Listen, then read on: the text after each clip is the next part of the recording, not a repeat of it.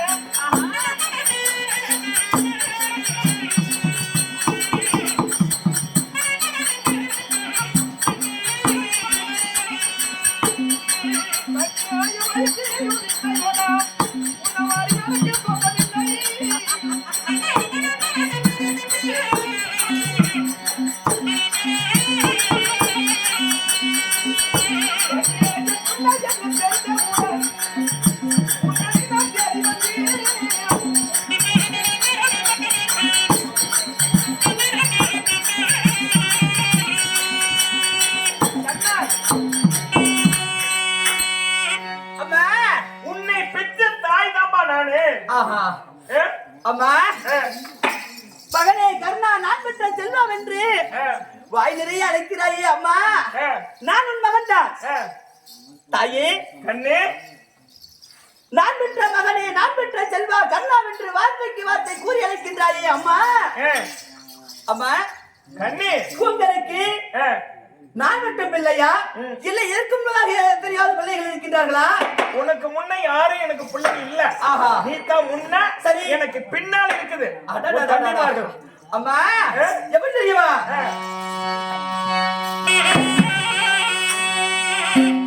அம்மா எத்தனையோ மாதர் வந்து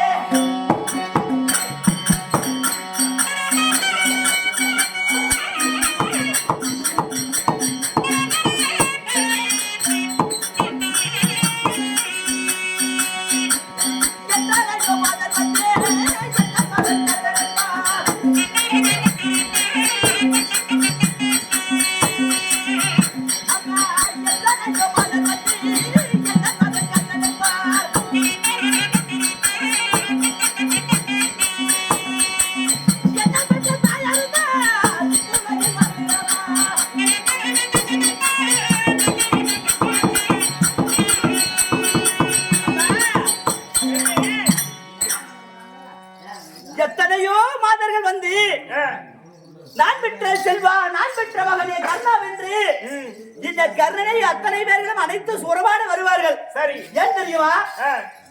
அங்கு தேசத்திற்கு சென்று கர்ணனின் தாய் என்று சேர்ந்து விட்டால் அரண்மனை வாசம் ராஜசுகபோக வாழ்க்கை வாழலாம் என்று எத்தனையோ மாதர்களா வருவார்கள். சரி, அதுபோல நீயும் என்னை பெற்ற தாய் என்கிறாய். ஆமா அம்மா, நீங்கள் யார் என்று எனக்கு நிதானம் புரியவில்லை. நீங்கள் யார் என்று சொல்லுங்கள் பார்க்கலாம். அண்ணே, அம்மா உன் தம்பி மாறு இருக்காங்களா? யாரு? தெரியும், கூட பிறந்த தம்பின்னு உனக்கு தெரியல. ஆஹா, அண்ணே, கல்யாண பாண்டவாக்கு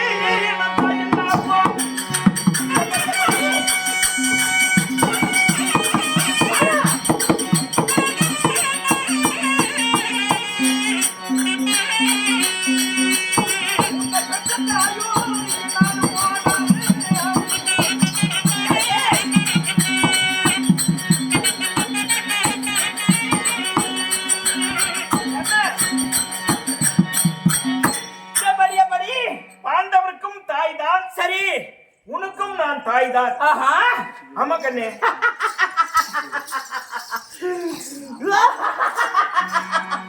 அம்மா கண்ணே, அம்மா எதிராளி தாயே.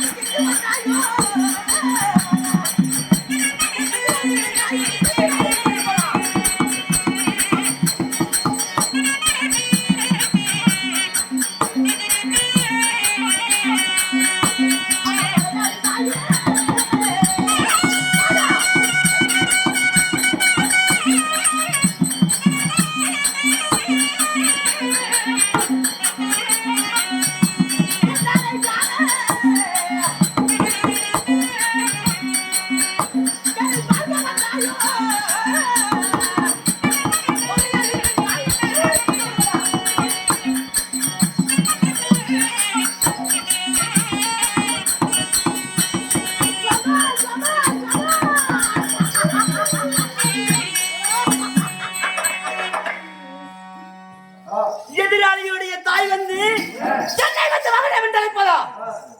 பகையாளியுடைய தாய் வந்து என்னை பாசமாக மகனை என்று அழைத்துக் கொண்டிருக்கிறாயா? கண்ணே, அப்படி எல்லாம் எதிரி என்று சொல்லாத தம்பி. கண்ணே, அம்மா கண்ணே, எதிரே என்றும் பகைவன் என்றோம்.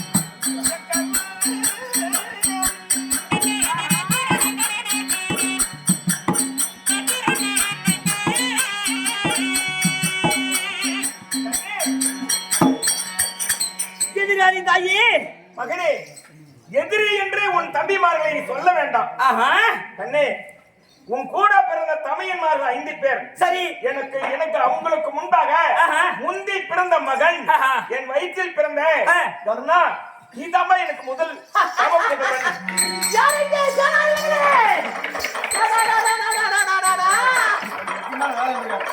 டேய், இருக்கீங்க? எதிராளியுடைய தாய் ஆஹா, என்னை மகனை கர்ணாவென்று அழைத்துக் கொண்டு இங்கு வந்து ஆஹா, எனது மகையாளியுடைய தாய் இந்த பாண்டவர்களை பெற்றெடுத்தேன் என்று தாயோ ஆஹா. என்னை வந்து மகனே கர்ணாவென்று இன்றைய தினத்திலே ஏன் அழைத்துக் கொண்டிருக்கிறார் என்று தெரியுமா? எதனால? நாளை நடக்கின்ற 17வது நாள் யுத்த காண்டத்திற்கு ஆஹா, இந்த கர்ணன் சேனாதிபதி வட்டம் தெரித்து குருச்சேத்திர பீடபூமிக்கு போகிறான். ஆமா. கர்ணன் கரத்தினால் இருக்கக்கூடிய நாகேந்திர சபானவத்தை ஆஹா, புரிய ஒரு கணை ஏந்தினால் போதும், ஆமா. அறிவ பஞ்ச பாண்டவர்கள் சிரத்தை அறுத்து வருமே என்று சொல்லி ஆஹா, உயிர் பிச்சை கேட்டு வந்திருக்கிறாள்.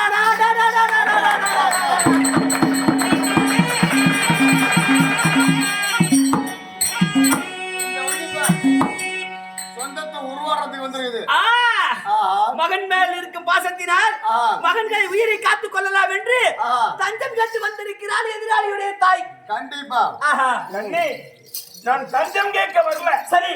பாண்டவர்களோடு உன்னை சேர்த்துவதற்கு தான் ஆஹா. 5 பிள்ளையோடு 6 பிள்ளையாக ஆஹா. உன்னை சேர்ப்பதற்கு தான் உன்னை நான் தேடி வந்திருக்கிறேன். மகனே கர்ணா, நான் பெற்ற செல்வம், நான் தான் உன்னை பெற்ற தாய், நான் தான் உன்னை பெற்ற தாய், நீ தான் எனக்கு மகன் என்று ஒரு வார்த்தைக்கு வார்த்தை உருவாடுகிறாயே. என்னை நீ யாருக்கு பெற்றாய், எப்படி பெற்றாய், விளக்கத்தை கூறி பார்க்கலாம். அப்படி கண்ணே, ஆஹா, சின்னம் சிறு வயதிலேயே சரி. தூர்வாசர் கொடுத்த 5 மந்திர உபதேசத்தால் ஆஹா, இதை எதை நினைத்தாலும் சரி உனக்கு சித்தியாகும் என்று சொல்லி சொல்லி தூர்வாச பகவான் எனக்கு 5 மந்திர உபதேசம் செய்து கொடுத்தார். சரி. அப்போது நான் சின்னம் சிறு வயதாக இருந்தேன். சரி. அந்த நேரத்துல சூரிய பகவானை பார்க்க வேண்டும், சரி, அப்படி என்று நினைத்துக் கொண்டு ஒரு மந்திர உபதேசத்தை செய்தேன். சரி. சூரிய பகவான் வந்தார். சரி. அவர் என்னை பார்த்தார். பார்த்த உடனே சரி, இந்த பெண்ணை சேர்ந்தாலும் பாகம், சேராது விட்டாலும் பாவம், சரி, அப்படி என்று நினைத்து சிறிய பெண்ணாக இருந்தவளை சரி பெரிய பெண்ணாக ஆக்கி சூரிய பகவான் என்னை சேர்ந்தார். சரி.